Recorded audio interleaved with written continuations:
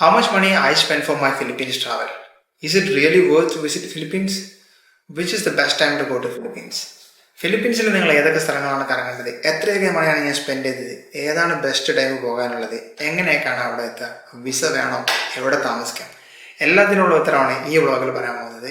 Hi all, welcome to another episode of travel with പോർഷൻ. അങ്ങനെ നമ്മൾ ഫിലിപ്പീൻസ് പോയ നമ്മുടെ 11 days കംപ്ലീറ്റ് നമ്മൾ പോസ്റ്റ് ചെയ്ത് കഴിഞ്ഞു. അതിൻ്റെ ഒരു ആകത്തുക ഒരു സമ്മറിയാണ് നമ്മൾ ഈ വ്ളോഗിൽ പറയാൻ പോകുന്നത്. ആദ്യം തന്നെ ഫിലിപ്പീൻസ് എന്ന് പറഞ്ഞ രാജ്യത്തെക്കുറിച്ചുള്ള ചെറിയൊരു ഇൻട്രൊഡക്ഷൻ തരാം. നമ്മളൊക്കെ വർക്ക് ചെയ്യുന്ന പോലെ നമ്മുടെ കൂടെ ഒരുപാട് ഫിലിപ്പിനോസ് ഉണ്ട്. ഭയങ്കര എൻ്റർടൈൻഡ് ആയിട്ട് നടക്കുന്ന, അല്ലെങ്കിൽ കുറച്ച് ഇങ്ങനെ അടിച്ചു പൊളിച്ച് നടക്കുന്ന കുറച്ച് ആളുകളാണ് നമ്മൾ കാണുന്നത്. ആ ഒരു സെറ്റപ്പ് തന്നെയാണ് ആക്ച്വലി അവിടെ ഉണ്ടായിരുന്നത്. ഫിലിപ്പീൻസ് എന്ന് പറയുന്നത് സൗത്ത് ഈസ്റ്റ് ഏഷ്യയിലെ ഒരു കൺട്രിയാണ്. സൗത്ത് ഈസ്റ്റ് ഏഷ്യയിൽ വരുന്ന ഒരു മേജർ ആയിട്ടുള്ള ഒരു കൺട്രി എന്ന് തന്നെ പറയാം. സോ 7641 ഐലൻഡുകൾ കൂടി ചേർന്നിട്ടുള്ള ഒരു വലിയ രാജ്യം തന്നെയാണ്. 3 ലക്ഷം സ്ക്വയർ കിലോമീറ്റർ ആണ് ഇതിൻ്റെ വിസ്തീർണം എന്ന് പറയുന്നത്. ഒരുപാട് ആളുകൾ തിങ്ങി പറക്കുന്ന മനിലയാണ് ഇവരുടെ ക്യാപിറ്റൽ എന്ന് പറയുന്നത്. എന്തുകൊണ്ട് ഞാൻ ഫിലിപ്പീൻസ് പോലെ രാജ്യം ചൂസ് ചെയ്തതെന്ന് വെച്ചിട്ടുണ്ടെങ്കിൽ, ഫിലിപ്പീൻസിൽ ഒരുപാട് വെറൈറ്റി കൈൻഡ്സ് ഓഫ് ആക്ടിവിറ്റീസ് ഉണ്ട്. അതുപോലെ നല്ല ബീച്ചസും ദ്വീപുകളും ഒക്കെയുള്ള ഡിഫറെൻറ്റ് കൈൻഡ്സ് ഓഫ് വൈബ്സ് തരുന്ന ഒരു കൺട്രിയാണ് ഫിലിപ്പീൻസ് എന്ന് പറയുന്നത്. സോ ഫിലിപ്പീൻസിൻ്റെ ഒരു ജസ്റ്റ് ഔട്ടർ നിങ്ങൾക്ക് മനസ്സിലായിട്ടുണ്ടാവുമെന്ന് വിചാരിക്കുന്നു. ഞാൻ കൂടുതൽ ഹിസ്റ്ററിയിലേക്കും കാര്യങ്ങളിലേക്കൊന്നും പോകുന്നില്ല. അങ്ങനെ ഇപ്പോൾ നമ്മൾ ഫിലിപ്പീൻസിലേക്ക് പോകുന്ന വിസയെക്കുറിച്ച് നമ്മൾ ആദ്യം തന്നെ ചെയ്തൊരു വീഡിയോയിൽ പറഞ്ഞിട്ടുണ്ട്. ഈ ഇന്ത്യൻസിനും അല്ലെങ്കിൽ യു എ റെസിഡൻസ് ഉള്ളവർക്ക് ഓണറേബിൾ അല്ല അവിടെ ഉള്ളത്. നമുക്ക് വിസ എടുത്തിട്ട് വേണം പോകാൻ വേണ്ടിയിട്ട്. ഇപ്പം ഞാൻ വിസ എടുത്തത് ഈ ഒരു ദുബായ് റെസിഡൻ്റ് ആയതുകൊണ്ട് എനിക്ക് ദുബായ് എംബസിയിലാണ് അപ്ലൈ ചെയ്യേണ്ടി വന്നിട്ടുണ്ടായിരുന്നത്. 220 ദിർഹംസാണ് കോസ്റ്റ് എന്ന് പറയുന്നത്. അതിൻ്റെ ഡോക്യുമെൻറ്റ്സ് കാര്യങ്ങളൊക്കെ ഞാൻ എൻ്റെ ഡിസ്ക്രിപ്ഷനിൽ പറഞ്ഞിട്ടുണ്ട്. ഒരു വളരെ സിമ്പിളാണ്. ബാങ്ക് സ്റ്റേറ്റ്മെൻ്റ് ഒക്കെ ഒരു 5000 ദിർഹംസ് മാത്രം കാണിച്ചാൽ മതി. പിന്നെ നോർമൽ ആയിട്ടുള്ള നമ്മുടെ ഐറ്റിനറി, ഫ്ലൈറ്റ്, ഹോട്ടൽ ബുക്കിങ്സ് കാര്യങ്ങളൊക്കെ കൊടുത്തു കഴിഞ്ഞിട്ടുണ്ടെങ്കിൽ നിങ്ങൾക്ക് സിമ്പിളായിട്ട് ചെയ്യാൻ പറ്റും. ഈ ഒരു വെബ്സൈറ്റിൽ കയറുമൊക്കെ ഫുൾ ഡീറ്റെയിൽസ് കിട്ടുന്നതാണ്. ഫ്ലൈറ്റാണ് രണ്ടാമത്തുള്ളത്. നമുക്ക് എല്ലാവരും പറയാം ഫിലിപ്പീൻസ് പോലുള്ള ഏഷ്യൻ കൺട്രീസിലേക്ക് വളരെ ഹൈ പ്രൈസാണ് നമുക്ക് ദുബായിൽ നിന്ന് പോകാൻ വേണ്ടിയിട്ടുള്ളത്. സോ ഏറ്റവും ബെസ്റ്റ് എന്ന് പറയുന്നത് സെബു പസഫിക് എന്ന് പറഞ്ഞ എയർലൈൻസ് നിങ്ങൾ ചെക്ക് ചെയ്യുക. അതൊരു ബഡ്ജറ്റഡ് എയർലൈൻസ് ആണ്. നമ്മൾ ഇൻഡിഗോ ഒക്കെ പറയുന്നത് പോലെ ദുബായിൽ നിന്ന് എല്ലാ ദിവസവും രാത്രി 9 മണിക്ക് ഈ ഫ്ലൈറ്റ് പോകുന്നുണ്ട്. 9:30 മണിക്ക് എടുത്തിട്ട് പിറ്റേ ദിവസം മിഡ്നോട് 11 മണിയാകുമ്പോൾ എത്തുന്ന 9 മണിക്കൂറോളം ദൈർഘ്യമുള്ള ലോങ് ജേണിയാണ് വരുന്നത്. അല്ലെങ്കിൽ നിങ്ങൾക്ക് സിംഗപ്പൂരൊക്കെ ഹാൾട്ട് ചെയ്തിട്ട് ലേ ഓവർ എടുത്തിട്ടും പോകാവുന്നതാണ്. ഇനി നിങ്ങൾ മനിലയിൽ ഇറങ്ങിയിട്ട് മനിലയിൽ നിന്ന് സെബു അല്ലെങ്കിൽ എല്ലിഡോ, ബൊറക്കയൊക്കെ പോലുള്ള ചെറിയ ചെറിയ ഐലൻഡ്സുകളിലേക്ക് പോകാൻ വേണ്ടിയിട്ട് നിങ്ങൾക്ക് അവിടെ ഡൊമസ്റ്റിക് ആയിട്ട് എയർ ഏഷ്യയാണ് ഏറ്റവും കൂടുതൽ ഓപ്പറേറ്റ് ചെയ്യുന്നത്, അല്ലെങ്കിൽ ഫിലിപ്പീൻസ് എയർലൈൻസ് എന്ന് പറഞ്ഞ ഫ്ലൈറ്റ്. ഈ 2 ഫ്ലൈറ്റ്സിലൊക്കെ നിങ്ങൾക്ക് ചെക്ക് ചെയ്തിട്ടുണ്ടെങ്കിൽ നിങ്ങൾക്ക് വളരെ ചീപ്പായിട്ട് ടിക്കറ്റ്സ് കിട്ടുന്നതാണ്. 100 ദിർഹംസിനും 120 ദിർഹംസിനും ഒക്കെ, അല്ലെങ്കിൽ ഒരു 2000-3000 ഇന്ത്യൻ രൂപക്കൊക്കെ നിങ്ങൾക്ക് ചെറിയ ചെറിയ ഫ്ലൈറ്റ്സ് ഈ ഡൊമസ്റ്റിക് എയർലൈൻസിൽ കിട്ടുന്നതാണ്. പിന്നീട് എയർപോർട്ടിൽ ലാൻഡ് ചെയ്ത ശേഷം ഞാൻ അവിടുന്ന് സിം കാർഡ് എടുത്തിട്ടുണ്ടായിരുന്നു. സിം കാർഡ് കുറച്ചധികം എക്സ്പെൻസീവ് ആയിട്ടാണ് എനിക്ക് തോന്നുന്നത്. 130 ദിർഹംസ് അല്ലെങ്കിൽ ഒരു 3000 ഇന്ത്യൻ രൂപയുടെ അടുത്തായിരുന്നു വരുന്നുണ്ടായിരുന്നത്. അതൊരു അത്ര കോസ്റ്റ് വരുന്നുണ്ടോ എന്നല്ല, എയർപോർട്ടിൽ വെച്ച് എടുത്തുകൊണ്ടാണ് വന്നിട്ടുണ്ടായിരുന്നത്. പിന്നീട് കറൻസി എന്ന് പറയുകയാണെങ്കിൽ കുറച്ച് നമ്മൾ ഇന്ത്യൻ രൂപയേക്കാളും കുറച്ച് ഹയർ ആണ് ഇവർക്ക്. 15.92 ഫിലിപ്പിനോ പെസോ ആണ് ഒരു ദിർഹംസിന് എന്ന് പറയുന്നത്. ഇനി ഞാൻ എൻ്റെ ഫിലിപ്പിനോ റൂട്ടിലേക്ക് കിടക്കാം. ഓൾമോസ്റ്റ് 10 days ആണ് നമ്മൾ അവിടെ സ്പെൻഡ് ചെയ്തിട്ടുണ്ടായിരുന്നത്. 10 days അല്ല, അതിന് മുകളിൽ സ്പെൻഡ് ചെയ്തതിനും എക്സ്പ്ലോർ ചെയ്യാൻ മാത്രമുള്ള വലിയൊരു കൺട്രിയാണ് ഫിലിപ്പീൻസ് എന്ന് പറയുന്നത്. സോ ആദ്യം ഞാൻ എൻ്റെ റൂട്ട് മാപ്പ് ജസ്റ്റ് ഒന്ന് കാണിച്ചു തരാം. ഞാൻ മനിലയിൽ ഇറങ്ങിയ സമയത്ത് മനിലയിൽ ഞാൻ കൂടുതൽ സ്പെൻഡ് ചെയ്യുന്നില്ല, കാരണം Manila is A very polluted city, അല്ലെങ്കിൽ മുംബൈ പോലെ ഒരു ക്രൗഡഡ് സിറ്റി എന്ന് വേണമെങ്കിൽ പറയാം. സിറ്റിയൊക്കെ ഇഷ്ടപ്പെടുന്നവർക്ക്, നൈറ്റ് ലൈഫ് കാണുന്നവർക്ക് വേണമെങ്കിൽ അവിടെ നിൽക്കാം. ഞാൻ ആദ്യം തന്നെ പോയിരുന്നത് എല്ലിഡോയിലേക്കായിരുന്നു. അപ്പോൾ ഞാൻ സെബു പസഫിക്കിൽ മനിലയിൽ ഇറങ്ങിയിട്ട് മനിലയിൽ നിന്നൊരു ഡൊമസ്റ്റിക് ഫ്ലൈറ്റ് എടുത്ത് നേരെ പ്യൂട്ടോ പ്രിൻസസ് എന്ന് പറഞ്ഞ അവിടേക്ക് പോയി. പ്യൂട്ടോ പ്രിൻസസിനും ഒരുപാട് കാണാനൊക്കെ ഉണ്ടായിരുന്നു. പ്യൂട്ടോ പ്രിൻസസ് എന്നൊരു വാനിൽ ഞാൻ നേരെ എല്ലിഡോയിലേക്ക് എത്തി. എല്ലിഡോ എന്ന് പറഞ്ഞിട്ടുണ്ടെങ്കിൽ അവിടുത്തെ ഒരു ബ്യൂട്ടിഫുൾ ഐലൻഡാണ്. എല്ലിഡോയിൽ എത്തിക്കഴിഞ്ഞിട്ടുണ്ടെങ്കിൽ ഞാനിതൊക്കെ ഡീറ്റെയിൽഡ് ആയിട്ട് ഓരോരോ വീഡിയോസ് ചെയ്തിട്ടുണ്ട്. ഷോർട്ടാക്കി മാത്രമാണ് പറയുന്നത്. എല്ലിഡോയിൽ ഞാനൊരു 2 ദിവസം അവിടുത്തെ ഐലൻഡ് ഹോപ്പിംഗ് ടൂർ ചെയ്തിട്ടുണ്ടായിരുന്നു. അവിടെ ഏറ്റവും ബെസ്റ്റ് ആയിട്ട് ചെയ്യാനുള്ള സംഭവം അതാണ്. പിന്നീട് അവിടെ ഒരു ദിവസം ഞാൻ ബൈക്ക് എടുത്തു കറങ്ങിയിട്ടുണ്ടായിരുന്നു. ബൈക്കാണ് നിങ്ങൾക്ക് അവിടെ ദ്വീപുകൾ കറങ്ങാൻ ഏറ്റവും കൺവീനിയൻ്റ് ആയിട്ടുള്ളത്. നമ്മുടെ ഇന്ത്യൻ ലൈസൻസ് ഒക്കെ തന്നെ ധാരാളമാണ്. അവർ ബൈക്കും ഹെൽമെറ്റും കാര്യങ്ങളും തരും. പെട്രോൾ നമുക്ക് ഓൾമോസ്റ്റ് ഇന്ത്യയിലെ കോസ്റ്റ് ആണ് വരുന്നത്. അത് വെച്ച് ഞാൻ അവിടെ കറങ്ങി ലിയോ ബീച്ച്, നക്പൻ ബീച്ചൊക്കെ കറങ്ങി വൈകിട്ടായപ്പോൾ ഞാൻ ലാസ് കബാനാസിൽ വന്ന്. ലാസ് കബാനാസിലെ സൺസെറ്റ് എന്ന് പറഞ്ഞാൽ അമേസിങ് സാധനം കേട്ടോ. അങ്ങനെ ഒരു സിപ്ലൈനൊക്കെ ചെയ്തു. അതാണ് ഞാൻ 3 days ആണ് ഞാൻ എല്ലിഡോയിൽ സ്പെൻഡ് ചെയ്തത്. പിറ്റേ ദിവസം ഞാൻ ഇറങ്ങിയിട്ട് സെബുലേക്ക് പോയി. അത് ഞാനൊരു ദിവസം എൻ്റെ ജേണി തന്നെ ഒരു ദിവസം പോയിരുന്നു. ഞാൻ ഹാഫ് ഡേ ആയി ഇവിടെ എത്തുമ്പോൾ. സെബുലേക്ക് എത്തുമ്പോഴേക്കും നൈറ്റായി. സെബു എന്നൊരു ബസ് കയറിയിട്ട് ഞാൻ മോൾബോളിലെത്തി. കാരണം മോൾബോളാണ് ഏറ്റവും കൂടുതൽ ആക്ടിവിറ്റീസ് വരുന്നത്. അങ്ങനെ മോൾബോളിൽ ഞാൻ കാനോനിയറിംഗ് ചെയ്യാൻ വേണ്ടിയിട്ടാണ് പോയത്. പക്ഷേ എല്ലാ മാസവും ഓർക്ക് ബുധനാഴ്ച അടുത്ത മൂന്നാമത്തെ വീക്കിൽ വരുന്ന ബുധനാഴ്ച അവിടെ ക്ലോസ് ആയിരിക്കും എന്നുള്ളത്. അതുകൊണ്ട് തന്നെ എനിക്ക് ആ ഒരു ദിവസം ഞാൻ രാവിലെ തന്നെ പോയിട്ട് ഈ സർഡൻസ്, അതായത് സർഡൻസ് ഫിഷും ടർട്ടിലൊക്കെ കാണാൻ വേണ്ടിയിട്ട് പോയിട്ടുണ്ടായിരുന്നു. അങ്ങനത്തെ മോൾബോളിൽ നിങ്ങൾക്ക് ഏത് ഹോസ്റ്റൽ എടുത്താലും അവർ അറേഞ്ച് ചെയ്ത് തരും അങ്ങനത്തെ ഒരു സെറ്റപ്പ്. അവിടെ നിന്ന് ഞാനൊരു ബൈക്ക് എടുത്ത് ഇനമ്പക്കൻ വാട്ടർഫാൾസിലേക്ക് പോയി. അതൊരു അടിപൊളി വാട്ടർഫാൾസ് ആണ് കേട്ടോ. അതുപോലെ അഗ്നിത് വാട്ടർഫാൾസിലും പോയി. അഗ്നിത് വാട്ടർഫാൾസ് അത്ര ഒരു വാട്ടർ ഒന്നും ഉണ്ടായിരുന്നില്ല. പിന്നീട് ഇതിന് ശേഷം സെബുവിൽ ഞാൻ പിറ്റേ ദിവസം മോൾബോളിൽ ഞാൻ കാനോനിയറിങ്ങിന് പോയി. കാനോനിയറിംഗ് എന്ന് പറഞ്ഞിട്ടുണ്ടെങ്കിൽ ഒരുപാട് ക്ലിഫ് ജമ്പിങ്ങും കാര്യങ്ങളൊക്കെ ചെയ്തിട്ട് നിങ്ങളെ ശരിക്കും ടയർഡാക്കുന്ന നല്ലൊരു എക്സ്പീരിയൻസ് ആണ്. കുറച്ച് എക്സ്പെൻസീവ് കൂടിയാണ്, 2000 പെസോ വരുന്നുണ്ട് അതിന് വേണ്ടിയിട്ട്. അങ്ങനെ ഞാൻ വീണ്ടും അടുത്ത ഫെറിയിലേക്ക് പോയി. ഫെറിയാണ് ഈ ദ്വീപുകൾക്കിടയിലൊക്കെ അവിടെ മെയിനായിട്ട് യൂസ് ചെയ്യുന്നത്. അങ്ങനെ ഫെറിയിൽ ഞാൻ സിക്കിഹോറിലേക്ക് പോകാൻ വേണ്ടി ദുബാഗത്തെ പോയി. ദുബാഗത്തിൽ നിന്ന് സിക്കിഹോറിലെത്തിയപ്പോഴേക്ക് 6 ദിവസം കഴിഞ്ഞു. പിന്നീട് ഒരു ദിവസം സിക്കിഹോറിൽ വീണ്ടും ഞാൻ ബൈക്ക് എടുത്തിട്ട് അവിടെ സിക്കിഹോർ ഒരു വളരെ ബ്യൂട്ടിഫുൾ ഐലൻഡ് ആട്ടോ, ചെറിയൊരു ഐലൻഡാണ്.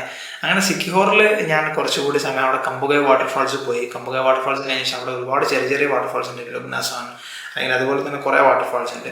അതൊക്കെ കഴിഞ്ഞതിന് ശേഷം അന്ന് ഈവനിങ് എത്തിയിട്ടുണ്ടായിരുന്നത് ഒരു അടിപൊളി ബീച്ചിലായിരുന്നു. അവിടുത്തെ സൺസെറ്റും കാര്യങ്ങളൊക്കെ കണ്ടു. അങ്ങനെ സിക്കിഹോർ ഒരു ദിവസം സ്പെൻഡ് ചെയ്തതിന് ശേഷം പിറ്റേന്ന് രാവിലെ ഞാൻ സിക്കിഹോറിൽ നിന്ന് ബൊഹോളിലേക്ക് പോയി.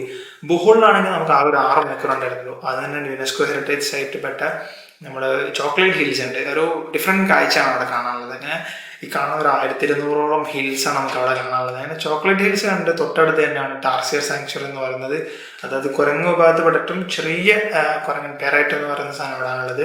പിന്നീട് ഒരു മാൻമേഡ് ഫോറസ്റ്റ്, അതുപോലെ തന്നെ അവിടുത്തെ ഒരു ലുബോക്ക് റിവറൊക്കെ കണ്ടു. വൈകിട്ടായപ്പോൾ ഞാൻ അവിടുന്ന് സെബുവിലേക്ക് വന്നു. സെബുവിൽ നിന്ന് വീണ്ടും മനിലയിലേക്ക് എത്തി. മനിലയിൽ നിന്ന് തിരിച്ച് വീണ്ടും സെബു പസിഫിക്കിന് ഫ്ലൈറ്റിൽ ദുബായിലേക്കാണ്. അപ്പോൾ ഇതാണ് നമ്മൾ 10 days. നമ്മൾ എൽനിഡോ 3 days, സെബുവിൽ 2 days, സിക്കിഹോറിൽ 1 day, അതുപോലെ തന്നെ ബൊഹോളിൽ 1 day. ബാക്കി ഒരു 2-3 days നമ്മൾ ട്രാവൽ ഇൻ ബിറ്റ്വീൻ ചെയ്തിട്ടുണ്ടായിരുന്നു. ഇതിൽ നിങ്ങൾക്ക് ആഡ് ചെയ്യാൻ പറ്റുന്ന ഐലൻഡ്സ് എന്ന് പറയുന്നത് ബൊറക്കോയ് നല്ലൊരു ബ്യൂട്ടിഫുൾ ഐലൻഡാണ്. അതുപോലെ കൊറോണിൽ നിന്ന് എൽനിഡോയിലേക്കുള്ള ഒരു 4 days 5 days ഫെറിയൊക്കെ ചെയ്യുന്നൊരു ടൂറുണ്ട്. നിങ്ങൾക്ക് അത്രയും കുറച്ച് എക്സ്പെൻസീവ് ആണ്. അത്രയൊക്കെ താല്പര്യമുള്ള ആളുകൾക്ക് വേണമെങ്കിൽ അത് ചെയ്യാം. അത് ഭയങ്കര എക്സ്പീരിയൻസ് ആണെന്നാണ് പോയ ആളുകൾ അവിടെ നിന്ന് പറഞ്ഞിട്ടുള്ളത്. നമുക്ക് ഫിലിപ്പീൻസിലേക്ക് പോകാനുള്ളതാണ്. Which is the best time to visit Philippines. December മുതൽ ഫെബ്രുവരി വരെയാണ് അതിന് പറയുന്ന ഒരു സമയം എന്ന് പറഞ്ഞിട്ടുണ്ടെങ്കിൽ നല്ലൊരു ക്ലൈമറ്റാണ്. ഞാൻ പോയിട്ടുണ്ടായിരുന്നത് 2024 ഏപ്രിൽ സമയത്താണ്. കുറച്ച് ചൂടുള്ള സമയമായിരുന്നു. അപ്പം കുറച്ചേറെ ഇതിൻ്റെ ഒരു പ്രശ്നങ്ങളൊക്കെ ഉണ്ടായിരുന്നു. പക്ഷെ നല്ലൊരു സൺസ്ക്രീനും കാര്യങ്ങളൊക്കെ ഉപയോഗിച്ചിട്ട് വേണം പോകാൻ. അതുപോലെ ഫിലിപ്പീൻസിൻ്റെ ട്രാൻസ്പോർട്ടേഷൻ എങ്ങനെയാണെന്ന് ചോദിക്കുകയാണെങ്കിൽ ജീപ്പി എന്ന് പറഞ്ഞ ഒരു സാധനം ഉണ്ട് അവരുടെ സിറ്റിയിലൊക്കെ ട്രാവൽ ചെയ്യാൻ വേണ്ടിയിട്ട്. ഇൻ ബിറ്റ്വീൻ ട്രാവൽസിന് നമ്മൾ ഓൾറെഡി പറഞ്ഞു ഫ്ലൈറ്റ് ഏഷ്യ, എയർ ഏഷ്യ അല്ലെങ്കിൽ എയർ ഫിലിപ്പീൻസ് ഒക്കെ യൂസ് ചെയ്യാൻ പറ്റും. ചെറിയ ചെറിയ ഫ്ലൈറ്റ്സ്, അതല്ലെങ്കിൽ ഫെറീസ് വെച്ചിട്ട് നമുക്ക് ക്രോസ് ചെയ്യാൻ പറ്റും. ഒരുവിധം എല്ലാ ഐലൻഡ്സിലും നമുക്ക് എയർപോർട്ട്സ് അവൈലബിൾ ആണ്. പിന്നീട് അവിടുത്തെ ഏറ്റവും ബെസ്റ്റ് കറങ്ങാനുള്ള ഓപ്ഷൻ എന്ന് വെച്ചിട്ടുണ്ടെങ്കിൽ ബൈക്ക്. 35 to 40 ദിർഹംസ് അല്ലെങ്കിൽ നാട്ടിലൊരു 800 ദിർഹംസിനൊക്കെ നമുക്ക് 800 രൂപക്കൊക്കെയാണ് നമുക്ക് ഡെയിലി ബൈക്ക് കിട്ടുന്നുണ്ടായിരുന്നത്. പിന്നെ അതുപോലെ ടുക് എന്ന് പറയും. ടുക് എന്ന് പറഞ്ഞാൽ നമ്മുടെ ഓട്ടോറിക്ഷയാണ്. ഓട്ടോറിക്ഷയിലാണ് അവരുടെ ചെറിയ ചെറിയ സാധനങ്ങളൊക്കെ ക്രോസ് ചെയ്യുന്നത്. അല്ലെങ്കിൽ അവർ ട്രൈസിക്കിൾ എന്ന് പറയുന്ന ഒരു സാധനമുണ്ട്. ട്രൈസിക്കിൾ ആയാലും സെയിം ബൈക്ക് വിത്ത് ഓട്ടോറിക്ഷ എന്നുള്ളൊരു മിക്സഡ് സാധനം മാത്രമാണ്. അല്ലെങ്കിൽ അവരുടെ ബൈക്ക് ടാക്സി എന്ന് പറയുന്ന സാധനം അവൈലബിൾ ആണ്. ഇങ്ങനത്തെ കുറേ ചെറിയ ചെറിയ സാധനങ്ങൾ എല്ലാ ഐലൻഡ്സിലും നിങ്ങൾക്ക് കിട്ടും. മനിലയിലെത്തിയിട്ട് നിങ്ങൾക്ക് ബൈക്ക് വിളിക്കണമെന്നുണ്ടെങ്കിൽ മൂവിറ്റ് എന്ന് പറഞ്ഞ ആപ്ലിക്കേഷൻ ഉണ്ട്. മൂവിറ്റ് എന്ന് പറഞ്ഞ ആപ്ലിക്കേഷനിലാണ് എൻ്റെ ലാസ്റ്റ് വീട്ടിലേക്ക് ഞാൻ കാണിച്ചിട്ടുണ്ട്. ഞാൻ എയർപോർട്ടിലേക്ക് പോകുന്ന മൂവിറ്റിലാണ്. അതുപോലെ സിറ്റിനകത്ത് നമുക്ക് ഗ്രാബ് എന്ന് പറഞ്ഞ ആപ്ലിക്കേഷൻ അവൈലബിൾ ആണ്. പക്ഷേ ഈ 2 ആപ്ലിക്കേഷൻ നിങ്ങൾ ചിലപ്പോൾ സിറ്റിയെ വിട്ടിട്ട് വേറെ ഏരിയാസിലേക്ക് പോയി കഴിഞ്ഞാൽ കിട്ടാൻ കുറച്ച് ബുദ്ധിമുട്ടായിരിക്കും. ഈ സിക്കിഹോർ ബൊഹോളൊക്കെ പോലുള്ള ചെറിയ ചെറിയ ഐലൻഡ്സിനകത്ത് വർക്ക് ചെയ്യില്ല. അവിടെ നിങ്ങൾക്ക് പറയാം ടുക്ടുക്കോ ട്രൈസൈക്കിളോ അല്ലെങ്കിൽ അങ്ങനത്തെ സാധനങ്ങളൊക്കെ ഉപയോഗിക്കാൻ പറ്റും. ജീപ്പിനെ ഉപയോഗിക്കാൻ പറ്റും. അല്ലെങ്കിൽ ബസ്സസ് ഉണ്ട്. മോൾബോൾ ടു സെബോ ഒക്കെ പോലെയുള്ള ലോങ് ഡിസ്റ്റൻസിലൊക്കെ ബസ്സസും അവൈലബിൾ ആണ്. ഇതാണ് ട്രാൻസ്പോർട്ടേഷനെ കുറിച്ചുള്ള ഒരു സംഭവം എന്ന് വെച്ചിട്ടുണ്ടെങ്കിൽ അത് നിങ്ങൾക്ക് ഇപ്പോൾ ഏകദേശം ഒരു റൂട്ട് മാപ്പും കാര്യങ്ങളൊക്കെ മനസ്സിലായിട്ടുണ്ടാകുമെന്ന് വിചാരിക്കുന്നു. നമുക്ക് കോസ്റ്റിലേക്ക് വരാം. നമ്മൾ എത്ര സ്പെൻഡ് ചെയ്തു. നമ്മൾ ആദ്യം പറഞ്ഞാൽ സെബു പസിഫിക്കിന് നമുക്ക് ദുബായിൽ നിന്ന് അങ്ങോട്ടേക്കും ഇങ്ങോട്ടേക്കും, അതുപോലെ തന്നെ ഇൻ ബിറ്റ്വീൻ ഞാൻ ട്രാവൽ ചെയ്തിട്ടുണ്ടായിരുന്നു. ക്യോട്ടോ പ്രിൻസസിലേക്ക് പോയി, സെബുവിലേക്ക് വന്നിട്ടുണ്ടായിരുന്നു, സെബുവിലേക്ക് തിരിച്ചു പോയതുണ്ടായിരുന്നു. അങ്ങനെ ഫ്ലൈറ്റിനെല്ലാം കൂടി എനിക്ക് 2064 ദിർഹംസാണ്. ഞാൻ ദിർഹംസിൽ ഇപ്പോൾ പറയുന്നത് ലാസ്റ്റ് ഇന്ത്യൻ റുപ്പിയിലേക്ക് കൺവേർട്ട് ചെയ്തുതരാം. 2064 ദിർഹംസിനാണ് വന്നിട്ടുണ്ടായിരുന്നത്. അതുപോലെ അക്കോമഡേഷൻസ് അത്ര ഹെവി പ്രൈസ് ഒന്നുമല്ല. നമുക്ക് സിമ്പിളായിട്ട് booking.com-നകത്ത് ചെറിയ ചെറിയ എമൗണ്ടിനൊക്കെ കിട്ടും. 24 ദിർഹംസ്, അതായത് ഒരു 500-600 രൂപക്കൊക്കെ നമുക്ക് ഹോസ്റ്റൽസ് കിട്ടുമായിരുന്നു. അങ്ങനെ ഹോസ്റ്റലിന് വേണ്ടിയിട്ട് ഞാൻ ഏകദേശം 445 ദിർഹംസ് സ്പെൻഡ് ചെയ്തിട്ടുണ്ടായിരുന്നു. പിന്നീട് ഫുഡാണ് കുറച്ചും കൂടി ചീപ്പായത്. ഫുഡ് ആക്ച്വലി പറയുകയാണെങ്കിൽ എനിക്ക് അത്ര ഇഷ്ടപ്പെട്ടിട്ടുണ്ടായിരുന്നില്ല. കാരണം ഫുഡ് അവിടുത്തെ ഒരു കുക്കിംഗ് സ്റ്റൈല് ഇഷ്ടപ്പെട്ടില്ല. പിന്നെ അതുപോലെ എനിക്ക് പോർക്ക് കഴിക്കാൻ പറ്റാത്തതുകൊണ്ട് ഓൾമോസ്റ്റ് എല്ലാ സ്ഥലത്തും പോർക്കാണ്. സിസിക്കൊക്കെയാണ് അവിടുത്തെ മെയിൻ ആയിട്ടുള്ള ഒരു ഐറ്റം എന്ന് പറയുന്നത്, ഒരു ബാർബിക്യൂട്ട് സെറ്റപ്പ് ഒക്കെ ഉള്ള. അപ്പം ഫുഡ് ഞാൻ ഓൾമോസ്റ്റ് എനിക്ക് കരിക്കാണ് ഏറ്റവും കൂടുതൽ ഇഷ്ടപ്പെട്ടത്. കോക്കനട്ട് വാട്ടർ അമേസിങ് ആയിരുന്നു. അപ്പോൾ കുറേ അത് കഴിച്ചിട്ടുണ്ടായിരുന്നു, അല്ലാത്ത ഫുഡ്സ്. പിന്നെ ജോളിബി അവിടെ നിന്നാണ് ഏറ്റവും കൂടുതൽ ട്രൈ ചെയ്തിട്ടുണ്ടായിരുന്നത്. അങ്ങനെ ഫുഡ് എക്സ്പെൻസസ് എല്ലാം കൂടി വരുന്നത് വെച്ചിട്ടുണ്ടെങ്കിൽ ഏകദേശം നമുക്ക് ഫുഡിന് വേണ്ടിയിട്ട് 345 ദിറംസാണ് സ്പെൻഡ് ആയിട്ടുണ്ടായിരുന്നത്. പിന്നീട് വിസയുടെ കോസ്റ്റ് ഓൾറെഡി പറഞ്ഞു 220 ദിറംസ്, സിം കാർഡിന് 133 ദിറംസ്, പിന്നെ ട്രാൻസ്പോർട്ടേഷന് ബൈക്ക് റെൻ്റൽ എടുത്തിട്ടും അതുപോലെ തന്നെ ബസ്സിന് പോയത്, അതുപോലെ ഫെറിക്ക് പോയത്, അങ്ങനെ ട്രാൻസ്പോർട്ടേഷൻ്റെ കോസ്റ്റ് എന്ന് പറയുന്നത് ഓൾമോസ്റ്റ് 435 ദിറംസാണ് വന്നിട്ടുണ്ടായിരുന്നത്. പിന്നെ ഏറ്റവും കൂടുതൽ കോസ്റ്റ് വന്നത് activities, tour A, tour C, അതുപോലെ കാന്യോനിയറിങ്, അതുപോലെ ഒരുപാട് സ്ഥലത്ത് ഈ വാട്ടർഫാൾസിനൊക്കെ ചെറിയ ചെറിയ ടിക്കറ്റ്സ് ഉണ്ടായിരുന്നു, ചെറിയ ഗൈഡ് ഫീ ഉണ്ടായിരുന്നു. അങ്ങനെ അതെല്ലാം കൂടെ ഒരു 529 ദിറംസ്. അങ്ങനെ ഓവറോൾ ഞാൻ പോയി വന്നതടക്കമുള്ള കോസ്റ്റ് എന്ന് പറയുന്നത് വിസ അടക്കം 4172 ദിറംസാണ്. എന്ന് വെച്ചാൽ ഇന്ത്യൻ രൂപ ഇന്നത്തെ റേറ്റ് പറയുകയാണെങ്കിൽ 95,000 അല്ലെങ്കിൽ ഒരു 1 ലാഖിന് അടുത്താണ് എനിക്ക് 10 ഡേയ്സ് കൊണ്ടായിട്ടുണ്ടായിരുന്നത്. സോ അതൊരു നല്ല എമൗണ്ട് ആണെന്ന് എനിക്ക് തോന്നുന്നത്. കാരണം ഇത്രയും ഒരു 40,000-ന് മേലെ നമ്മൾ ട്രാവലിന് അല്ലെങ്കിൽ ഫ്ലൈറ്റിന് സ്പെൻഡ് ചെയ്തിട്ടും ബാക്കിയുള്ള എമൗണ്ട് കൊണ്ട് നമുക്ക് മൊത്തം കവർ ചെയ്ത് കാണാൻ പറ്റി. പിന്നെ സേഫ്റ്റിയെ കുറിച്ച് ചോദിക്കുകയാണെങ്കിൽ നല്ല സേഫ് ആയിട്ടാണ് എനിക്ക് ഫീൽ ചെയ്തത്. എനിക്ക് എവിടെയും ഒരു ഇഷ്യൂസ് ഉണ്ടായിരുന്നില്ല. ആളുകളൊക്കെ നല്ല ഫ്രണ്ട്ലി ആയിരുന്നു. ക്യാമറ കാണിക്കുമ്പോൾ തന്നെ എല്ലാവരും ഹായ് ഒക്കെ കാണിച്ചു തരുന്ന ആൾക്കാരായിരുന്നു. അപ്പം മനിലയിലൊക്കെ അങ്ങനെ കുറച്ച് പ്രശ്നങ്ങളുണ്ടെന്നൊക്കെ പറയുന്നത് കേട്ടോ. പക്ഷേ ഞാൻ ആകെ ഒരു ഹാഫ് ഡേ മനിലയിൽ സ്പെൻഡ് ചെയ്തിട്ടുള്ളൂ. നമ്മൾ ട്രാവലാണ് ഉദ്ദേശിച്ചിട്ടുണ്ടെങ്കിൽ നിങ്ങൾക്ക് നല്ല സ്ഥലങ്ങളാണ് കാണണമെങ്കിൽ ഏറ്റവും ബെസ്റ്റ് നിങ്ങൾ ദ്വീപുകളിലേക്ക് പോകാം. ഐലൻഡ്സ് ആണ് ബ്യൂട്ടിഫുൾ ആണ്, നല്ലൊരു കൺട്രിയാണ് അത്. മറ്റൊരു അമേസിങ് ടിപ്പ് എന്ന് പറയുന്നത് നിങ്ങൾ ഇന്ത്യയിൽ നല്ല കേരളത്തിൽ നിന്നാണ് നിങ്ങൾ ട്രാവൽ ചെയ്യുന്നതെങ്കിൽ കൊച്ചിയിൽ നിന്ന് തിരുവനന്തപുരത്ത് നിന്നുള്ള ഫ്ലൈറ്റ്സ് നോക്കുകയാണെങ്കിൽ നിങ്ങൾക്ക് കുറച്ചുകൂടി ചീപ്പായിട്ട് കിട്ടുന്നതാണ്. ഏഷ്യൻ കൺട്രീസിലേക്കൊക്കെ നമുക്ക് കൊച്ചിയിൽ നിന്നൊക്കെയാണ് കുറച്ചുകൂടി എളുപ്പത്തിലുള്ള ഫ്ലൈറ്റ് കിട്ടുന്നത്. സ്കൂട്ട് എന്ന് പറഞ്ഞുള്ള വിമാനങ്ങൾ, അതുപോലെയുള്ള ചെറിയ ബഡ്ജറ്റ് എയർലൈൻസ് കോപ്പറേറ്റ് ചെയ്യുന്ന അവിടെ വെച്ചിട്ടാണ്. അപ്പോൾ നിങ്ങൾ ആ ഒരു ഓപ്ഷൻ ആദ്യം ചെക്ക് ചെയ്ത് നോക്കാം. ഞാൻ പോയിട്ടുള്ള കോസ്റ്റുകളെല്ലാം ദുബായിൽ നിന്നാണ് പോയിട്ടുള്ളത്. സെബു പസഫിക്കാണ് ഞാൻ ഉപയോഗിച്ച ഫ്ലൈറ്റ്സ്. നിങ്ങൾക്ക് അവിടുന്ന് കുറച്ചും കൂടി കുറവിന് കിട്ടും. അല്ലെങ്കിൽ മലേഷ്യയിൽ വന്നിട്ട് മലേഷ്യയിൽ നിന്ന് നിങ്ങൾക്ക് ലേ ഓവർ എടുത്തിട്ട് പോകാം, സിംഗപ്പൂർ ലേ ഓവർ എടുത്തിട്ട് പോകാം. ഇതൊക്കെ നിങ്ങൾക്ക് ഫ്ലൈറ്റ് ഒരു ടിപ്സാണ് ട്രാവൽ ചെയ്യാനുള്ള. അതുപോലെ തന്നെ അവിടെ കൂടുതൽ സ്ഥലങ്ങൾ നിങ്ങൾ ബൈക്ക് എടുത്ത് കറങ്ങുക, അത് മറ്റൊരു ടിപ്പാണ് കൂടുതൽ കോസ്റ്റ് സേവ് ചെയ്യാനുള്ള. പിന്നീട് നിങ്ങൾ ക്യാഷ് കയ്യിൽ കരുതുക, കാരണം എല്ലാ സ്ഥലത്തും അവർ കാർഡ്സ് അക്സെപ്റ്റ് ചെയ്യില്ല. ഐലൻഡ്സിനൊക്കെ എസ്പെഷ്യലി, അതുപോലെ ചില സ്ഥലത്തൊക്കെ നെറ്റ്വർക്ക് ഇഷ്യൂസ് ഉള്ള സ്ഥലങ്ങളുണ്ട്.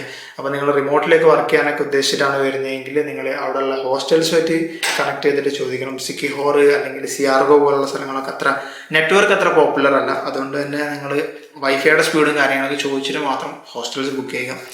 അതാണ് മറ്റൊരു ടിപ്സായിട്ട് പറയാനുള്ളത്. പിന്നെ ഫുഡിൻ്റെ കാര്യം നിങ്ങൾ എസ്പെഷ്യലി ശ്രദ്ധിക്കുക. നിങ്ങൾക്ക് ഹലാൽ ഫുഡ്സ് വേണമെന്നുണ്ടെങ്കിൽ അവരുടെ അടുത്ത് ചോദിച്ചിട്ട് മാത്രം കഴിക്കുക. പിന്നീട് അതാണ് ഫിലിപ്പീൻസിനെ കുറിച്ച് കൂടുതലായിട്ടുള്ളത്. പിന്നെ മനിലയിലൊക്കെ കുറച്ചുകൂടി ഇഷ്യൂസ് ഉണ്ട്, പിക്ക് പോക്കറ്റ് കാര്യങ്ങളൊക്കെ ഉണ്ടെന്നൊക്കെ പറയുന്നുണ്ട്. ഐ എം നോട്ട് ഷുവർ, ഞാൻ അങ്ങനെ എക്സ്പീരിയൻസ് ചെയ്തിട്ടില്ല. പക്ഷേ അത് കാര്യത്തിൽ നിങ്ങൾ ഒന്ന് ശ്രദ്ധിച്ചിരിക്കുക. മറ്റുള്ള സ്ഥലങ്ങളൊക്കെ കൺവീനിയൻ്റ് ആണ്. പിന്നെ എസ്പെഷ്യലി ക്ലൈമറ്റ് അല്ലെങ്കിൽ അവിടെ എന്തെങ്കിലും ഇഷ്യൂസ് ഉണ്ടോ എന്നുള്ളത്. ടൈഫോയിഡ് അങ്ങനത്തെ ഇഷ്യൂസ് അവിടെ ഉണ്ടാവാറുണ്ട്. കടൽ തീരമായതുകൊണ്ട് തന്നെ ഐലൻഡിനോട് ചേർന്നിട്ടാണ് നിൽക്കുന്നത്. അപ്പോൾ ആ കാര്യങ്ങൾ ഒന്ന് അവിടെയുള്ള ആളുകളായിട്ട് ചെക്ക് ചെയ്യുക, അല്ലെങ്കിൽ സീസൺ ചെക്ക് ചെയ്തിട്ട് മാത്രമാണ് പോകാൻ വേണ്ടിയിട്ട്.